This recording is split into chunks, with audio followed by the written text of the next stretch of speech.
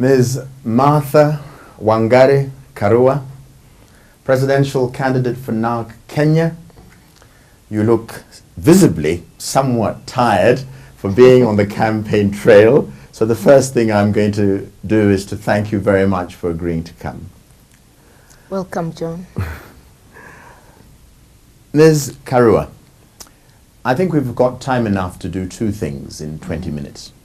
One of them is to start by confronting you with the opinions of those who don't like you. And then from then, because I would like to take you upon a road of thinking about your aspirations for the future. So I'm going to very definitely and deliberately forget the past and ask you in so many words, what will you do for us Kenyans if you were to become president? So, detractors first. Martha Karua is an intransigent, tough, hard, mean lady, and we saw this in the lead up to the coalition government, and she has tried to soften her stance by wearing Afrikaner prints, by going into studios to perform with rap musicians, by speaking in Kiswahili all the time. But once she is in power, she's going to be mean and dictatorial in her own right. You rightly said that's the detractors' script. African prints are part of us. These are things I have worn ever since I entered the campaign trail in 1992. Maybe not all the time, but those who remember me know that I always have campaigned in African prints, and that in 2003 when we entered government, it was my main attire. I've come back to it. I'm seeking the top position of this country. I don't want to go meet other leaders wearing like I come from their place. I want my identity as an African woman, as an African, leading an African nation. And about going to studios, dance is part of our culture. My campaign is always song and dance. So the public may not have seen me dancing because the scenes that are taken to them by the media will be Parliament, taking tough stand. A different side of you, therefore. Yes, a different side of right. me. So what about really mean and dictatorial and trying to hide it by softening your image because people have convinced you, image makers have convinced you to be nice? My image has not been softened. It is just that the public has been able to see another side of me. Every one of us has different faces. I'm sure when you're angry, real angry, you don't look the way you look today. No. When you're happy, completely happy, it's visible. Exactly. I'm a human being just like the rest. Yeah. Right. I will go now to the idea of those who say that the only real way to see your campaign is in a pioneering role, in an educational role. But in reality, you don't really have a chance because you are a woman. Kenyan society is a misogynistic society. Yeah. You have a wonderful detail, you've probably got wonderful security, you've been a government minister for years and years, but we remember a woman politician and the story of her on the campaign trail being beaten to a pulp, forced to smear herself with her own excrement as a symbol of the way the electorate felt about her.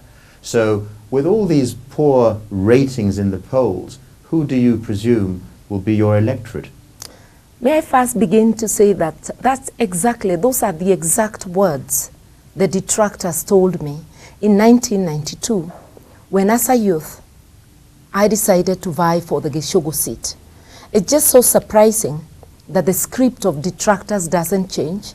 It is the detractors are speaking to a national... Same script 20 years later. But and to the naysayers, I want to say... I do think that Kenyan men have a capacity to be somewhat nasty to their women. Just like I said in 1992 to the detractors, let that be your worry. I'll keep to my campaign.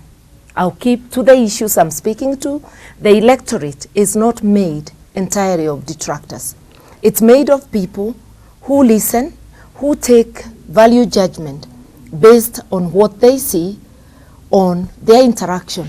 My duty is to interact with as many Kenyans as possible, and I've done that by traversing all the counties of Kenya. And I'm not saying once, all very not admirable, twice. all very admirable, but come the big day, there's this idea of the two-horse race. I'm going to shock you. I wouldn't. I'm going to shock all the detractors by emerging victorious. Perhaps I shouldn't have used the word detractors to start off with, because you'll always be saying, you know, I've always used it. I'm saying that I myself am somewhat convinced, Ms. Karua, of this notion that we're not perhaps Liberia, which had a very different set of circumstances that led to Ellen Johnson Sirleaf. We're not perhaps America, that led to Hillary Clinton losing to Barack Obama. But that's why I win, because we are not America. The women's time has not come. So you'll be down in the history books as having shown us a wonderful agenda, shown us. But I think this idea of two different groups of halves is what we're We're not far off to the election date. It's 4th March. Right. So and I'm going to show you that we're ready. Right, okay. So and I've been a woman. The last 20 years I've been in politics. Right. I've never been male, and I've been elected just as I am. Yes. Gishogo is a part of Kenya. Yes. Electing me 4 times, overwhelmingly. Right. I've gone round Kenya. Right. And my take, as a person who can gauge the political mood, is that Kenyans are ready for a leader, man or woman, who will deliver we'll get to that their expectations. Yes, and everywhere I go, that's how Kenyans are viewing me. Ms. Karua, I will allow you to expand, but that was part 2. Yeah. I'll go back to this idea of being the pioneer in declaring your wealth. Yeah. Now, I would suggest that perhaps if you live in a leafy suburb of Nairobi and you have a house in this present day and age, that house in itself is likely to cost something in the region of 50 million shillings. So for you to suggest that your entire net worth is 56 million shillings is a selective declaration of your wealth.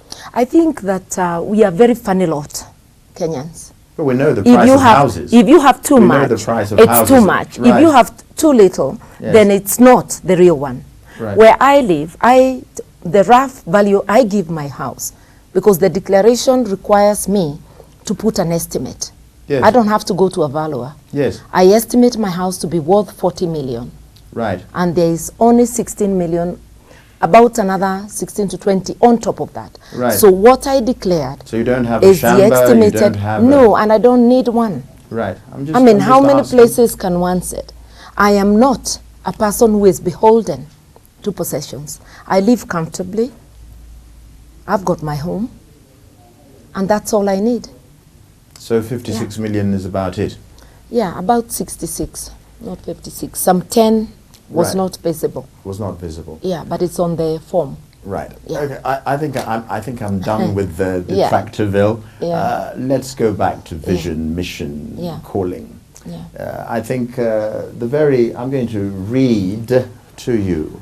I am running for President of Kenya to defend our Constitution as a framework of that hope which guarantees all Kenyans a life of dignity and equality, to restore faith in our public service and institutions, and to inspire each one of us to play our role in the pursuit of the promise of a greater Kenya. Wonderful rhetoric. Indeed. Wonderful, inspiring, Martin Luther King, maybe Barack Obama, but the Constitution is a bit of paper which we are already beginning to savage with great dexterity even before you become president. That's why the country needs a different breed of leadership. I will not treat the covenant with the people as a piece of paper. It is the leaders and the people who must breathe life into that document by living it, by implementing it to the letter. And that's my promise to the people of Kenya.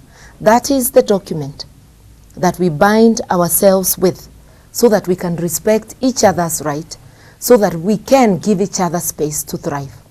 That is a document we must honor if we are to realize a greater Kenya.